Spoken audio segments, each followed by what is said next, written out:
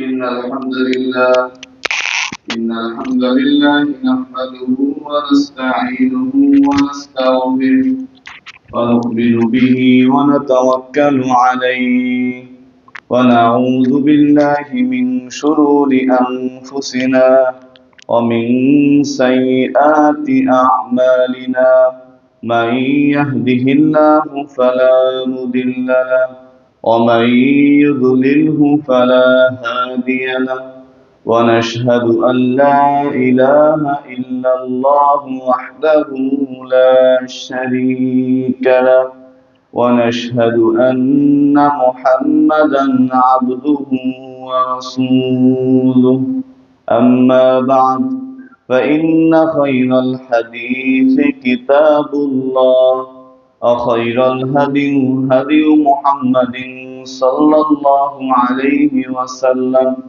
وشر الأمور محدثاتها وكل محدثة بدعة وكل بدعة ضلالة وكل ضلالة في النار أما بعد فأعوذ بالله من الشيطان الرجيم بسم الله الرحمن الرحيم يا أيها الناس اتقوا ربكم الذي خلقكم من نفس واحدة وخلق منها زوجها وبث منهما رجالا كثيرا ونساء واتقوا الله الذي تساءلون به والأرحام إن الله كان عليكم رقيبا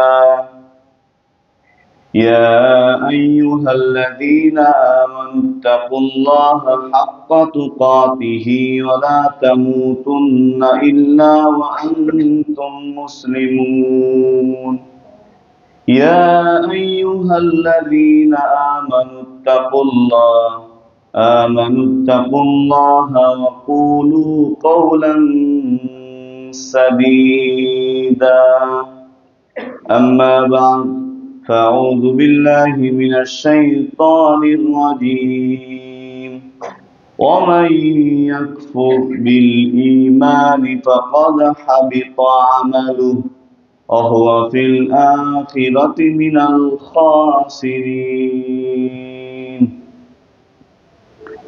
আলহামদুলিল্লাহ সমস্ত প্রশংসা সেই মহান রবের যে মহান রব আমাকে এবং আপনাদের সকলকে দীর্ঘ এক সপ্তাহ পর পৃথিবীর সবচেয়ে উৎকৃষ্ট জায়গা মসজিদে এসে দুই রাকাত সালাত আদায় করে আমাকে খুতবা প্রদান করার এবং আপনাদেরকে খুতবা শ্রবণ করার তৌফিক দিয়েছেন সেজন্য সকলে শুকরিয়া জ্ঞাপন করি আলহামদুলিল্লাহ। সালাত ও সালাম বর্ষিত হোক সে মহামানবের প্রতি যেই মহামানব আমার আপনার আমলের একমাত্র মাপকাঠি, যে মহামানব তাকে অনুসরণ করলে আমাদের কল্যাণ, অনুসরণ না করলে আমাদের অকল্যাণ, সে মহামানবের প্রতি আমরা সংক্ষিপ্ত দরুদ পাঠ করি আল্লাহুম্মা সাল্লি আলাইহি আল্লাহুম্মা বারিক আলাইহি। সম্মানিত হাজিরিন, আমার খুতবার শুরুতেই আমি একটি আয়াত তেলাওয়াত করেছি, অর্থাৎ আয়াতের একটি অংশ তেলাওয়াত করেছি, ওমাই ইয়াকফুর বিল ঈমানি ফাকাদ হাবিতা আমালু ওয়া হুয়া ফিল আখিরাতি মিনাল খাসিরিন। যারা ঈমানের সাথে কুফরি করে, ওয়া হুয়া ফিল আখিরাতি মিনাল খাসিরিন, আখিরাতে তারা ক্ষতিগ্রস্তদের অন্তর্ভুক্ত হবে। এখন আমার আলোচ্য বিষয় হলো ঈমান সম্পর্কিত। আমরা কি করে ঈমানের সাথে কুফরি করি, ঈমান আনি, তারপরও কিভাবে আমাকে ঈমান চলে যায়, এটা আমার আলোচ্য বিষয়। অনেকে চিন্তা করতে পারে ঈমান তো আনছি, ঈমান তো থাকবে, ঈমান কোন সময় যায় নাকি, চিন্তা আসে না? কিন্তু ঈমানও যায়। আপনি ছোটবেলা থেকে শিখছেন ওযু ভঙ্গের কারণ,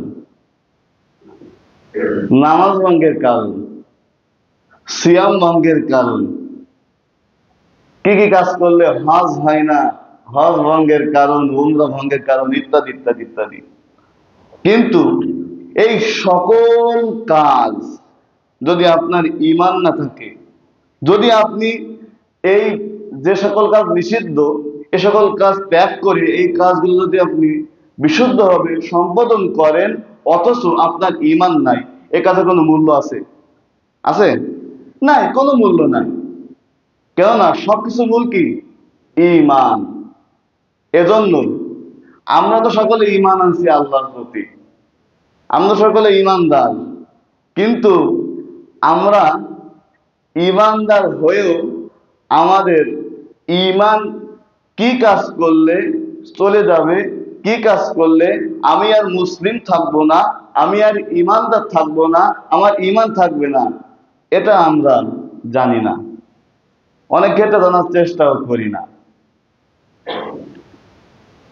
শাইখ বিন বাস রাহিমাহুল্লাহ তার একটা কিতাব আছে, আশ-শারহু কালিমাতুত তাওহীদ লা ইলাহা ইল্লাল্লাহ। সেই কিতাবের মধ্যে উনি বিস্তারিত 10টি কারণ এনেছেন, এর বিস্তারিত ব্যাখ্যা করেছেন। অর্থাৎ উলামায়ে কেরাম, যারা পূর্বের উলামায়ে কেরাম সহ ইবনে তাইমিয়া রাহিমাহুল্লাহ সহ বড় বড় যারা উলামায়ে কেরাম, তারা সকলে একমত এই 10টি কারণ ঈমান ভঙ্গের, নাওয়াকিদুল ঈমান বা নাওয়াকিদুল ইসলাম, এই 10টি কারণ কেউ যদি এর মধ্যে একটি কারণ তার মধ্যে উপলব্ধি হয়, তাহলে সে আর ঈমানদার থাকে না। মানে মূল 10টি কারণ, মানুষ ঈমান হারা হয়ে যায় 10টি কারণে যে কোনো একটি কারণ থাকলে। তাহলে তো আমাদের জানা উচিত কিভাবে ঈমান চলে যায়, নাকি? আপনি যদি ইবাদত করেন কিন্তু আপনার ঈমান নাই, ওই ইবাদতের তো কোনো মূল্য নাই। 1 নাম্বার হলো আশ-শিরকু বিল্লাহ, আল্লাহর সাথে কি শিরক করা, আল্লাহ তাআলার সাথে অংশীদারিত্ব স্থাপন করা। যে মহান রব আমাকে আপনাকে একমাত্র তার ইবাদতের জন্য বানিয়েছেন, শুধুমাত্র তার ইবাদতের জন্য বানিয়েছেন, তার ইবাদত করেন এবং তার পাশাপাশি অন্যের ইবাদত করেন। আল্লাহর সাথে একজনকে অংশীদারিত্ব স্থাপন করে, এটা কি ঈমান চলে যাবে। এটা মুসলিম যারা আছে তারা আল্লাহ তাআলার প্রতি ঈমান রাখে ঠিকই, কিন্তু আল্লাহ তাআলার যে গুণগুলো আছে সে গুণগুলো একজনকে দিয়ে দেন। যাও, যে ব্যক্তি আল্লাহ তাআলার সাথে অংশীদারিত্ব স্থাপন করবে সে কি ঈমান হারা হয়ে যাবে, তার মধ্যে আর ঈমান থাকবে না। যে ঈমান হারা হয়ে যাবে, আল্লাহ তাআলার সাথে যে অংশীদারিত্ব স্থাপন করবে সে মুশরিক, শিরিক করছে। এ সম্পর্কে মহান আল্লাহ তাআলা সূরা নিসার 48 নম্বর আয়াতে বলেন, ইন্নাল্লাহা লা ইয়াগফিরু আইয়ুশরাকা বিহি ওয়া ইয়াগফিরু মা দুনা যালিকা লিমান ইয়াশা। নিশ্চয়ই মহান আল্লাহ তাআলা শিরকের গুনাহ বাদে আর সকল গুনাহ কি ক্ষমা করে দিবেন। সূরা মায়েদার মধ্যে এসেছে, মহান আল্লাহ তাআলা বলেন, ইন্নাহু মায়ুশরিক বিল্লাহ ফাকাদ হারামাল্লাহু আলাইহিল জান্নাতা ওয়া মাওয়াহুন নার ওয়া মা লিয-যালিমিনা মিন আনসার।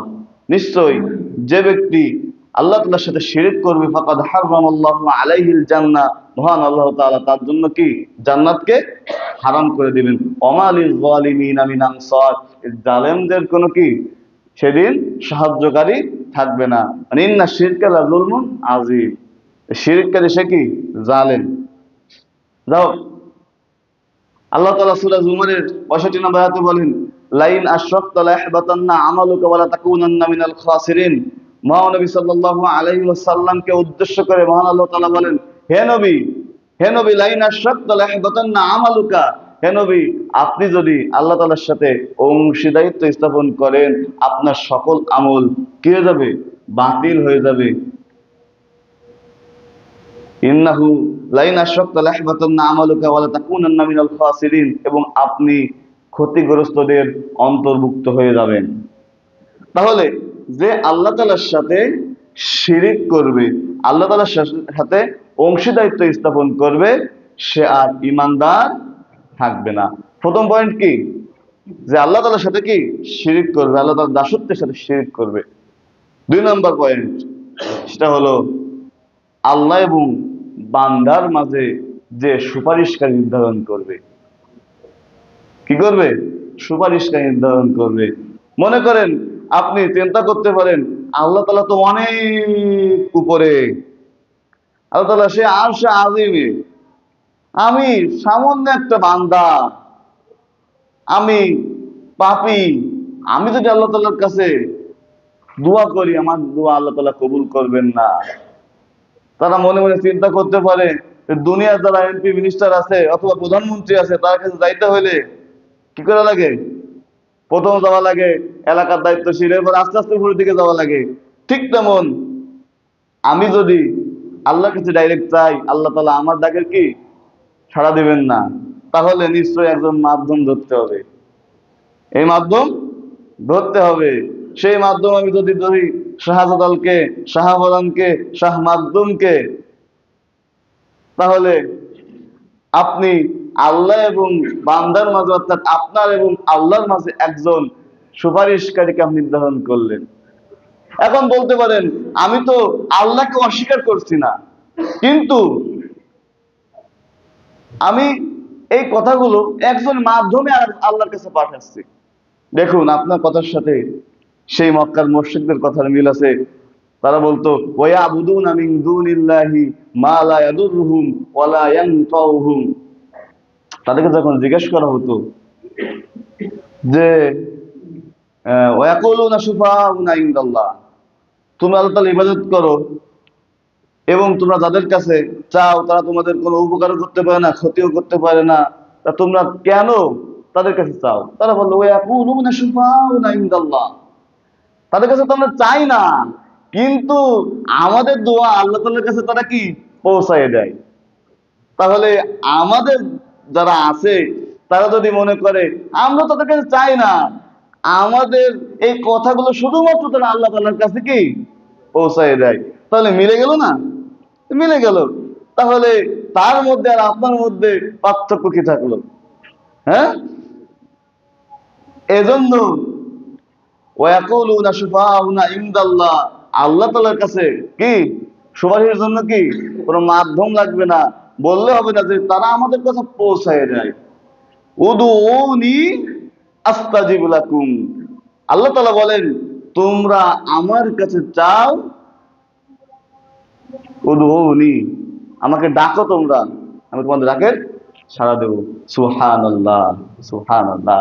আর যারা আল্লাহ তাআলার কাছে কি চাই, আল্লাহ তাআলার কাছে ডাইরেক্ট চাই না, কিন্তু কোনো মাধ্যম দিয়ে চাই। প্রথম আমি তারা চাই যে দুনিয়ার যারা বড় পীর, মনে করে আব্দুল কাদের জিলানী রহিমাহুল্লাহকে, আসলে উনি কি, তারা যে আকীদা ধারণ করে সেই আকীদা ছিলেন না।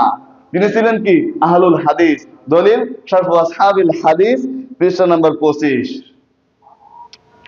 তারা আবার ডাইরেক্ট আল্লাহ তাআলার কাছে চায় না। তাদেরকে যখন বলা হয়, তুমি তা আব্দুল কাদের জিলানীর মাজারে যেতে চাচ্ছ না কেন? না, আব্দুল কাদের জিলানীর মাজারে যাওয়া আমাদের পক্ষে সম্ভব না, আমি এই শাহ মাকদুমের কাছে যাচ্ছি। শাহ মাকদুম তার পীর ও মুর্শিদ, হ্যাঁ, আব্দুল কাদের জিলানীর কাছে পৌঁছায় দেবে। সে আব্দুল কাদের জিলানী তার বড় পীরের কাছে পৌঁছায় দেবে, পৌঁছলে এবার সে আল্লাহ তাআলার কাছে পৌঁছায় দেবে। কি মাধ্যম! কিন্তু আল্লাহ তাআলা মুমিনদেরকে যে সুযোগ করে দিয়েছেন, উদউনি আস্তাজিব লাকুম, উদউনি আস্তাজিব লাকুম, তোমরা আমার কাছে ডাকো, আমাকে চাও, আমার কাছে চাও, আমি তোমাদেরকে কি দিব। তাহলে 2 নম্বর পয়েন্ট কি, কেউ যদি আল্লাহ এবং বান্দার মাঝে কাউকে সুপারিশকারী নির্ধারণ করে, সে কি হবে? ঈমান হারা হয়ে যাবে, সে মুসলিম থাকবে না, সে ঈমানদার থাকবে না, তাকে শাহাদা পালন করতে হবে। 3 নম্বর পয়েন্ট, এটা হলো মুশরিকদেরকে মুশরিক, মুশরিকদেরকে কাফের মনে করা না করা। অর্থাৎ এক কথায়, যেটা অন্যান্য ধর্মাবলম্বী যারা আল্লাহ তাআলা বাদে গয়রুল্লাহর ইবাদত করে, তাদেরকে আপনি বেধর্মী মনে করেন না। তারা যে আল্লাহ তাআলা যে ইবাদত করে না, তারা যে আপনার চিরস্থায়ী শত্রু, তারা কখনো যে আপনার কল্যাণ মনে করে না, তাদেরকে আপনি তেমন ভাবেনই না, তাদেরকে নিজের ভাই মনে করেন। হ্যাঁ, যখন আপনি তাদের প্রতি এমন একটি দুর্বলতা সৃষ্টি হবে যে সে মুশরিকটা কি হয়েছে, তার বিরুদ্ধে বললে, তার রবের বিরুদ্ধে বললে আমার অন্তরে লাগে, তার রবের বিরুদ্ধে লাগলে বললে কি হয়, আমার অন্তরে লাগে, সে সময় বুঝতে হবে আপনার ইমানের হালাত নাই, ইমানের অবস্থা নাই। আপনি নামাজ পড়েও আপনার নামাজ কি কবুল হবে না।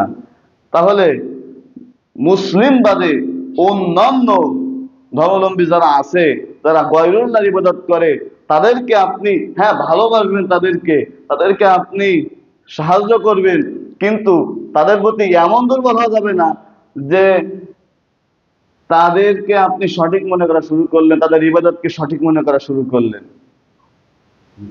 তাহলে 3 নম্বর পয়েন্ট কি, যে মুশরিকদেরকে কাফের মনে না করা, তারা যে অস্বীকার করে আল্লাহকে, এই কথা আপনি যদি মনের ভিতর দুর্বলতা সৃষ্টি হয়, তাহলে আপনি আর ইমানদার থাকলেন না।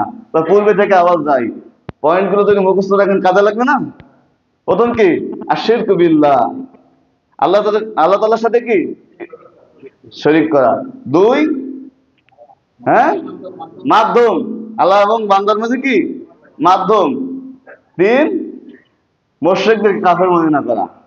4, মুহাম্মদ সাল্লাল্লাহু আলাইহি ওয়াসাল্লামের আদর্শ বাদে অন্য কোন আদর্শকে সর্বশ্রেষ্ঠ মনে করা। হ্যাঁ, মুহাম্মদ সাল্লাল্লাহু আলাইহি ওয়াসাল্লামের আদর্শ বাদে অন্য কারোর আদর্শকে আপনি যদি তার থেকে উত্তম মনে করেন, তাহলে আপনার আর ঈমান থাকবে না। যেমন উদাহরণ দিতে পারি, ডাইরেক্ট বলবো না, তার চরিত্র ফুলের মতন পবিত্র, নাউযুবিল্লাহ। ফুলের মতো পবিত্র, এত সহজ, এত সহজ ফুলের মতো পবিত্র হওয়া? কি সে কি আল্লাহ রসুল? হ্যাঁ, সে এখনো দাড়ি ছাড়েনি, সে এখনো বিড়ি ছাড়েনি, আপনি ফুলের মতো পবিত্র, আপনি ঘোষণা দিচ্ছেন তা আমার অন্তরে আমি আল্লাহর ইবাদত করি, আমার অন্তরে আল্লাহর ভালোবাসা আছে, কিন্তু আপনি রাস্তায় তার চরিত্র ফুলের মতন পবিত্র, ফুলের মতো পবিত্র করে আপনার ঈমানকে অপবিত্র করে ফেলাইলেন। কি বলে না, বলে না নাকি? আল্লাহুল মুস্তাআন, আল্লাহুল মুস্তাআন। মুহাম্মদ সাল্লাল্লাহু আলাইহি ওয়াসাল্লামের আদর্শকে বাদ দিয়ে অন্যের আদর্শকে আপনি যখন পছন্দ করা শুরু করবেন, তার থেকে বেশি আদর্শবান মনে করবেন তাকে, তখন আপনার ঈমান থাকবে না। যে তার আদর্শে আমরা যদি নিজেদের জীবনকে আদর্শিত করতে পারি, আমরা শ্রেষ্ঠ মানুষ হব। বলে না, আমরা কাজ করতেছি শুধুমাত্র তার আদর্শকে বাস্তবায়ন করার জন্য, একথা বলে না। দুঃখ পাওয়ার কিছু নাই, আমি অনুবাদক, দুঃখ পাওয়ার কিছু নাই, আপনাকে বলতে হচ্ছে, কারণ আপনি আমার মুসলিম ভাই, আমার দায়িত্ব আপনাকে বলার। ওমা আলাইনা ইল্লাল বালাগ, পৌঁছে দেওয়ার দায়িত্ব আমার শেষ, আপনারা মানবেন কি না মানবেন এটা আপনাদের ব্যাপার। তাহলে 4 নম্বর বৈশিষ্ট্য কি, মুহাম্মদ সাল্লাল্লাহু আলাইহি সাল্লামের আদর্শ কি সর্বশ্রেষ্ঠ মনে করা। তারপরেও আপনি এই বিষয় গেল, আরেকটা বিষয় মনে করেন আপনি মুহাম্মদ সাল্লাল্লাহু আলাইহি সাল্লামকে ভালোবাসেন, কিন্তু যখন ফুটবল খেলা শুরু হয় তখন গেঞ্জি আপনি মুহাম্মদ সাল্লাল্লাহু আলাইহি সাল্লামের মহব্বতে এমন গেঞ্জি কিনা কেনেন যে গেঞ্জিতে কি বোঝা যায় আপনি কাকে আপনি ভালোবাসেন, কার আপনি পছন্দ করেন, কার আদর্শকে আপনি নিজ জীবনে বাস্তবায়ন করতে চান। সাদে দেখা যায়, কোন জায়গায় দেখা যায়, সাদে দেখা যায় আপনি কেমন আদর্শবান। আপনি মুখে আদর্শ বলতেছেন, আমার নবীর আদর্শ, এই নবীর আদর্শে যে হাত দেবে, এই নবীর আদর্শের বিরুদ্ধে যে কথা বলবে, তাকে আমরা দুনিয়াতে রাখতে চাই না, তার দুনিয়াতে থাকার কোনো অধিকার নাই। অথচ আপনার সাদে সে আদর্শ বোঝা যাচ্ছে, আপনার সাদে কেমন আদর্শ ঝুলছে। আপনার রাত 12টা 1টা কোনদিন আপনি তাহাজ্জুদ সালাত আদায় করেন না, ফজর সালাত আদায় করেন না, রাত 1টা 2টার দিকে উঠে তাদের আদর্শকে আপনি পছন্দ করেন বলে তাদের খেলা দেখছেন।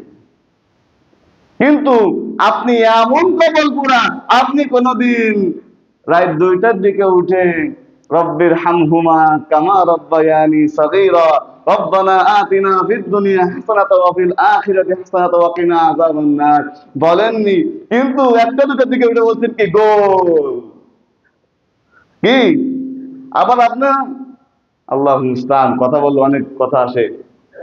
যাও, তাহলে আল্লাহ তাআলা মুহাম্মদ সাল্লাল্লাহু আলাইহি ওয়াসাল্লামের আদর্শকেই সর্বোত্তম আদর্শ বলেছেন, লাকাদ কানা লাকুম ফি রাসূলিল্লাহি উসওয়াতুন হাসানা। উত্তম আদর্শ, উত্তম আদর্শ কার মধ্যে?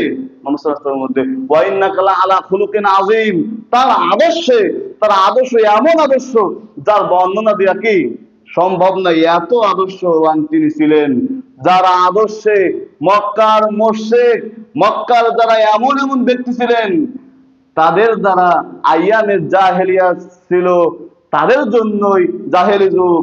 তার দাওয়াতে, তার আদর্শের দাওয়াতে সেই আইয়ামের জাহেলিয়াতকে মহান আল্লাহ তাআলা স্বর্ণের যুগ করলেন। সুবহানাল্লাহ। সেই আদর্শকে আমরা বাস্তবায়ন করতে পারবো না নিজের জীবনে? ইনশাআল্লাহ। এবার 4 নম্বর পয়েন্ট, 5 নম্বর পয়েন্ট হলো কি? 5 নম্বর পয়েন্ট, মুহাম্মদ সাল্লাল্লাহু আলাইহি ওয়াসাল্লামের কোন সুন্নাতকে অপছন্দ করা, কি অথবা ইসলামের কোন বিধানকে অপছন্দ করা। তা কেমনি ইসলামের বিধানকে অপছন্দ করা?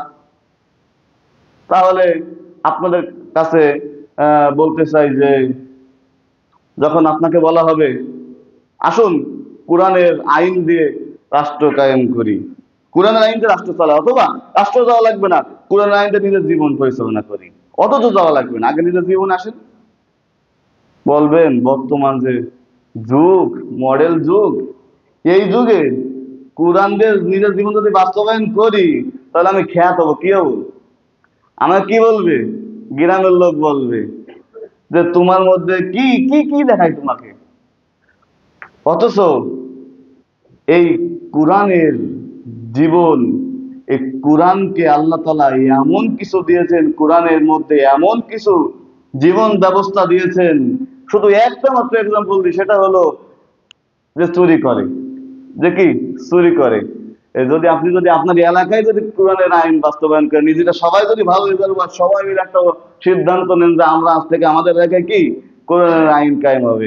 একজন চুরি করলো, হাত কেটে দেবেন। আপনার এই জিন্নাপাড়া এলাকায় কবে চুরি হয় দেখবো আমি, হবে কোনোদিন? এত সহজ? হাত কেটে দিবেন আর চুরি হবে না। কিন্তু আপনি যদি মনে করেন ইসলাম এটা বাড়াবাড়ি করছে, হ্যাঁ এ সাধারণ একটা চুরির জন্য হাত কাটছে, সাধারণ একটা চুরির জন্য হাত কাটছে, এই ইসলামে একটু বেশি বাড়াবাড়ি হয়ে গেল। ইসলামে কি মনে করে? আল্লাহ কি, আল্লাহ কি বোঝে নাই? মানুষ চুরি তো করতেই পারে। এমন যদি চিন্তা ভাবনা করেন ইসলামের বাড়াবাড়ি করছে, ইমান কি শেষ? ইমান আপনার নাই। আবার সাদা পালন করতে হবে, আবার কি করতে হবে? সাদা পালন করতে হবে। তাহলে ইসলামের কোন বিষয়কে, আর একটা বিষয়, আপনি দাঁড়িয়ে রাখেন না, আপনি কি দাঁড়িয়ে রাখেন না, ওইটা কি আপনার সমস্যা, আপনার ব্যক্তিগত ব্যাপার। দাঁড়িয়ে রাখে, বিশেষ করে যুবক যারা, তারা বলে বন্ধুদেরকে হুজুর হুজুর লাগে। কি লাগে? হুজুর হুজুর লাগে, বলে না? বলে দাঁড়িয়ে রাখছো, কি আন দেয় তোমার? এই বললেন, অপছন্দ করলেন, ইমান কি শেষ। কথা বলতে বলতে কোন সময় ইমান চলে যায়, আমরা টেরই পাই না, বুঝতেই পারি না আমরা। তাহলে ইসলামের কোন বিধানকে আপনি যদি মানতে না পারেন, ওটা আপনার কি কমতি, কিন্তু আপনি কি কোন সময় চিন্তা ভাবনা করবেন না যে এই বিষয়টা ইসলামের আমার অপছন্দ? যে সময় আসবে আউযুবিল্লাহি মিনাশ শাইতানির রাজিম, যে সময় আসবে চিন্তা, আল্লাহ আমাকে ক্ষমা করুন, আল্লাহ এই সকল চিন্তা থেকে আমাকে মুক্ত করুন। গেল 6, ইসলামের কোন বিষয়কে নিয়ে ঠাট্টা বিদ্রূপ করা। রাসূল সাল্লাল্লাহু আলাইহি ওয়াসাল্লামের কোন সুন্নাতকে নিয়ে ঠাট্টা বিদ্রূপ করা। তা কেমনে? ঠাট্টা বিদ্রূপ আমরা করি না। ওই ঠাট্টা বিদ্রূপ, ওই একজনে অল্প করে দাড়ি উঠছে, ছাগলে দাড়ি, কি বলে? বলে না? বলে তো। কি উঠছে? দাড়ি উঠছে, ছাগলে দাড়ি, শেষ। ঈমান কি শেষ? আপনি তাকে তো ঠাট্টা করে বলছেন, ঠাট্টা করে বলেননি নাকি? আপনি তাকে ভালোবাসে বলছেন তোমার ছাগলে দাঁড়িয়ে হয়েছে। হ্যাঁ, দাড়ি কার সুন্নাত? রাসূল সাল্লাল্লাহু আলাইহি ওয়াসাল্লামের সুন্নাত। কিন্তু আপনি বললেন এই সুন্নাতকে কি ছাগলের সুন্নাত, ছাগলে দাঁড়িয়ে রয়েছে, তাহলে কি হবে? ইমান থাকবে? থাকবে না, গেল। আপনি হ্যাঁ কি সালাতে রফাদাইন করেন না, অসংখ্য হাদিস আছে, ওটা কি আপনার কি কমতি, আপনি মানেন না, ওটা আপনার কমতি। কিন্তু আপনি যদি বলেন যে কি লেজের মতন খালি বাড়বে, তাহলে কি আপনার ইমান থাকবে? হ্যাঁ, এটা কি রাসূল সাল্লাল্লাহু আলাইহি ওয়াসাল্লামের সুন্নাত না? হ্যাঁ, 500-র অধিক হাদিস আছে, সুন্নাত না? সুন্নাত। তাহলে আপনি যদি বলেন লেজের মতন কি ঘোড়ার লেজের মতন কি কি কি করে বাড়ায়, খালি শুধু উঠায় শুধু উঠায়, এনে অবজ্ঞ করেন, তাহলে কি হবে? ইমান থাকবে? ইমান থাকবে না। এই বিচার যদি করতে হয়, তাহলে বাংলাদেশের কত হুজুরে যে ফাঁসি যাবে, কত হুজুর যে মানে রাষ্ট্র, আল্লাহ মুস্তান। যাও, তখন আপনি যদি মনে করেন আপনি সলাতে হাত দিয়ে জায়গায় বাঁধেন, ওটা আপনি সুন্নাহ যেটা, সেটা আপনি মানেন না, ওটা আপনার ব্যক্তিগত ব্যাপার। কিন্তু আপনি ব্যঙ্গ করবেন সুন্নাতকে নিয়ে, আপনি ব্যঙ্গ করবেন সুন্নাতকে নিয়ে, তাহলে কি হবে? আপনার ইমান থাকবে? থাকবে না। ইসলামের কোনো বিধান নিয়ে আপনি ব্যঙ্গ করলেন, হ্যাঁ, এটা আপনার এই ইমান চলে যাওয়ার কি একটা কারণ।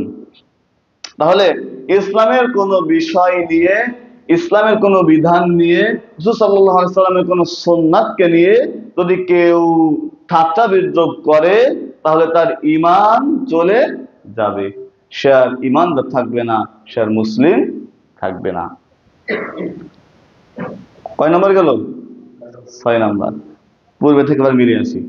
এক কি আশিরকু বিল্লাহ, 2 আল্লাহ এবং বান্দার মাঝে কি মাধ্যম বানানো, 3 মুশরিকদেরকে কাফের বর্ণনা করা, 4 উত্তম আদর্শ মুহাম্মদ সাল্লাল্লাহু আলাইহি সাল্লাম বাদে অন্য কাউকে মনে করা, 5 ইসলামের কোন বিষয়কে অপছন্দ করা, 6 ইসলামের কোন বিষয়কে ঠাট্টা বিদ্রূপ করা, 7 জাদু। কি জাদু? ওই খাম্বার পাল্টে গেলে দেখা যায় কত জাদু, কত জাদু। এটা কি ইসলামে কি হারাম। মনে করেন জাদু, যারা জাদু করে তারা তো আপনাকে এই হাতে ডিম নাই, হঠাৎ করে ডিম চলে আসছে, হ্যাঁ, জাদুর মাধ্যমে আপনি তো বিশ্বাস করছেন আল্লাহ তাআলা যা ইচ্ছা তাই করতে পারে, কুন ফায়াকুন, সৃষ্টি হলে হইতে বললে সৃষ্টি হবে, ধ্বংস করতে বললে ধ্বংস হবে। আপনি কি এটা আল্লাহ তাআলার প্রতি বিশ্বাস করার সময় বিশ্বাস করছেন না? করছেন। আপনি যখন জাদু দেখলেন, তখন দেখলেন জাদুকারও তো বলবে যে ডিম আনা আপনাদের পক্ষে সম্ভব, হাতে ডিম আনা সম্ভব আপনাদের পক্ষে, হঠাৎ করে যখন আপনি দেখলেন জাদুকার কি হাতে ডিম আনছে, তো ওই অদৃশ্যের প্রতি আল্লাহর প্রতি বিশ্বাস ছিল, এই বিশ্বাসটা কিছু এদিকে আসবে না? আসবে? হ্যাঁ, আসবে। কারণ আপনি তো অদৃশ্য জিনিস দেখছিলেন, অথচ সে আপনাকে চোখ পাখি দিয়ে সে আপনার কাছ থেকে টাকা নিচ্ছে। এটা সম্পূর্ণ কি হারাম। জাদু কি সম্পূর্ণ হারাম। কেউ যদি জাদুতে বিশ্বাস করে, অনেকে বিশ্বাস করে যে পরিবারের মধ্যে গন্ডগোল চলতেছে, যদি জাদু করি তাহলে কি গন্ডগোল সেরে যাবে, শেষ, আপনার ইমান ফিরে আসলেন, ইমান রেখে আসলেন, ইমান আপনি কি নিয়ে আসতে পারলেন না। তাহলে 7 নম্বর কারণ কি, জাদুকে কেউ যদি বিশ্বাস করে তাহলে তার ইমান থাকবে না। 8 নম্বর বিষয়, 8 নম্বর বিষয় হলো, 8 নম্বর পয়েন্ট, ইসলামের মুশরিকদেরকে ইসলামের বিরুদ্ধে সাহায্য করা। কি? মুশরিকদেরকে ইসলামের বিরুদ্ধে সাহায্য করা, অর্থাৎ আপনি এমন মুসলমান হয়েছেন যে মুসলিম হয়ে নিজেকে মুসলিম দাবি করে আপনার অক্ত চলে না মুশরিকদের খাবার ছাড়া। আছে? যদি আপনি মনে করেন এই খাবারগুলা এগুলো কিনতেছি, এটা কি মুশরিকদের উপকার হচ্ছে না? কিন্তু আপনি যখন সমস্যা করছেন যে এটা ছাড়া আমাদের কোনো উপায় নাই, কিন্তু আপনি তাদেরকে অ্যাভয়েড করার চেষ্টা করেন না কখনো, তাদের পণ্যকে আপনি সবচেয়ে বেশি পছন্দ করেন, হ্যাঁ, মুসলিমদের পণ্য থেকে তাদের পণ্যকে পছন্দ করেন, তাহলে কি আপনার কি তাদেরকে সাহায্য করা হচ্ছে না? হ্যাঁ, তাদের কোকা-কোলা কিনতেছেন, তাদের কি কোকা-কোলা কিনতেছেন, কোকা-কোলা কাদের? এই কোকা-কোলার টাকা থেকে আমাদের মুসলিম ভাইদের মারতেছে না? মারতেছে। যাও, এটা ডাইরেক্ট ইমানের সাথে সংশ্লিষ্ট না, এটা তাদেরকে সাহায্য করার মধ্যে হালকা একটু পড়ে, কিন্তু আপনি তাদেরকে টাকা দিয়ে স্পষ্ট সাহায্য করছেন, সেটা কি এই পয়েন্টের মধ্যে আসবে? তাহলে মুশরিকদেরকে ইসলামের বিরুদ্ধে কি সাহায্য করা যাবে না, সরাসরি যেটা সরাসরি রাষ্ট্রীয় যেটা আছে ওইটা সরাসরি। যাও, 9 নম্বর বিষয়, সেটা হলো কি ইসলাম ছাড়া অন্য কোন জীবন ব্যবস্থা, অন্য কোন দিনে ইসলাম ছাড়াও শান্তি আছে এমন বিশ্বাস করা। কেমন? যে ইসলাম একমাত্র জীবন ব্যবস্থা নয়, অন্যান্য জীবন ব্যবস্থা, অন্যান্য দিনকে যদি আমি মানি তারপরেও আমার মুক্তি পাওয়া সম্ভব। আমার কি মুক্তি পাওয়া সম্ভব। কেমন? যে ইহুদি খ্রিস্টান যে কালচার গুলো আছে, ধর্মের যে কালচার গুলো আছে, সেটাকে আপনি যদি ভালো মনে করেন, অপছন্দ না করেন, এটা করছি তা কি হয়েছে, কোনো সমস্যা নাই, কিন্তু আপনি এটাকে সমর্থন করলেন, আপনি এটাকে ভালো মনে করলেন, তাহলে কি আপনার কি ঈমান থাকবে? থাকবে না। কেননা মুসলিম যে কাজটা করবে, সে কাজটা কার জন্য করবে? আল্লাহর জন্য। আর আল্লাহর জন্য হতে গেলে নিঃসন্দেহে আল্লাহর অনুমতি থাকা লাগবে, তার রাসূলের অনুমতি থাকা লাগবে না? অবশ্যই লাগবে। তাহলে ইসলাম ছাড়া অন্য কোন জীবন ব্যবস্থাকে যদি জীবন ব্যবস্থা মনে করা হয়, তাহলে সে আর ঈমানদার থাকবে না। 10 নম্বর, ইসলাম থেকে বিমুখতা, ইসলামী শিক্ষা থেকে বিমুখতা। অর্থাৎ কেউ যদি ইসলাম শেখে, ইসলাম শিখে কোনো কি লাভ?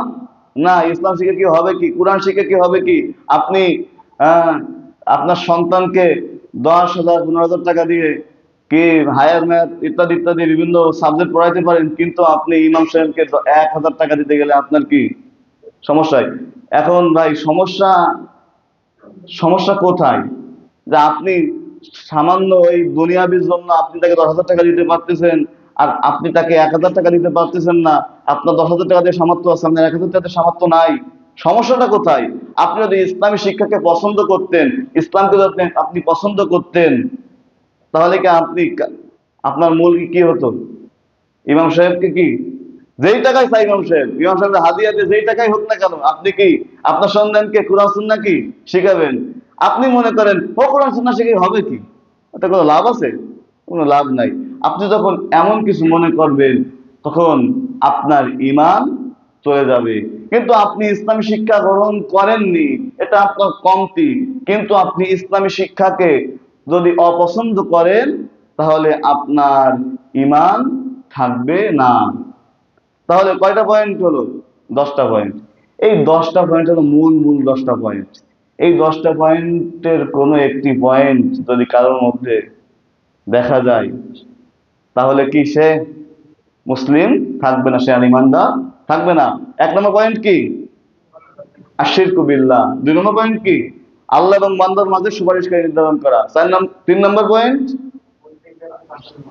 মুশরিকদেরকে কাফের মনে না করা। 4 নম্বর পয়েন্ট, মুহাম্মদ সাল্লাল্লাহু আলাইহি ওয়াসাল্লামের আদর্শবাদে অন্যকে উত্তম আদর্শ মনে করা। 5 নম্বর পয়েন্ট,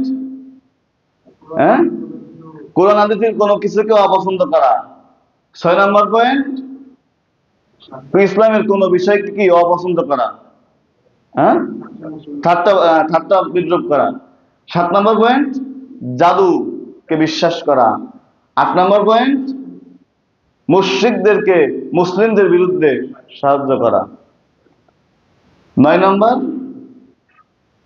ইসলাম ছাড়া অন্য জীবন ব্যবস্থায় কি শান্তি আছে, এটাকে কি বিশ্বাস করা।